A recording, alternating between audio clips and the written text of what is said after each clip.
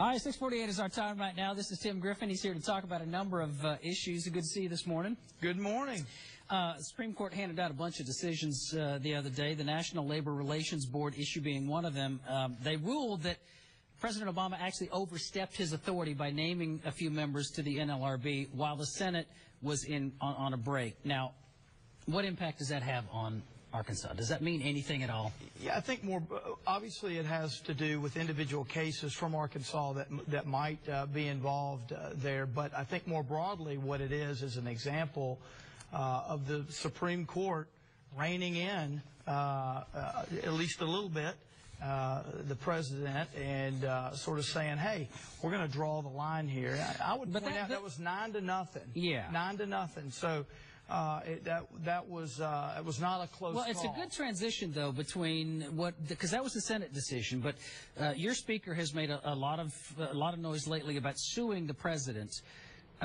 Is this really just a protection of that was an issue between the Senate and the presidency, the legislative and the executive branch. And here's another issue. Why is it necessary for Speaker Boehner or the House to sue the president? Well, I think ultimately it's about respecting the Constitution.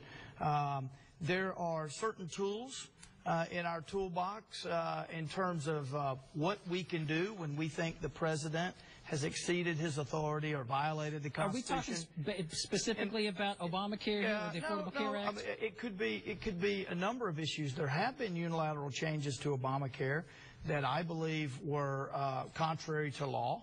The president also changed the work requirements on President Clinton's welfare reform unilaterally, even when his counsels has said we probably don't have the legal, basis to do it. So what this is about is when there is an action by the president that we believe is contrary to the law, like the Senate just did, and they won.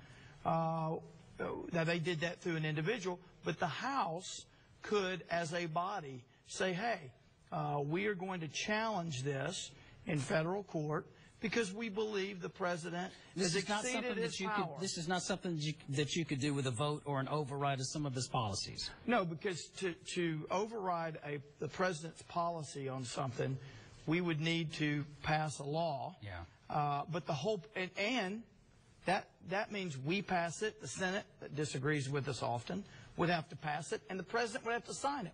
So is the president going to sign a law overriding himself? No. And the whole point is he's violating the law. So what's passing another law? You see, you've got to ultimately have a referee say, hey. Let me wrap up the segment. Just one last question. Lower gas prices. Apparently the House has passed We just passed some bills in the House. If you see in the paper today, they're at, I think, the highest since 2008. 87% of our offshore exploration areas are off limits now. And exploration on federal lands for natural gas and oil have gone down under this president. We're trying to push him to open it up. Can't be done without the Senate. That's why having the Senate is so important. Can't be done without the president's approval because we got to pass the laws. But the House has done its part, and we're going to keep pushing. Tim Griffin, thanks so much for being here with us. 6:52 is our time. We'll be right back.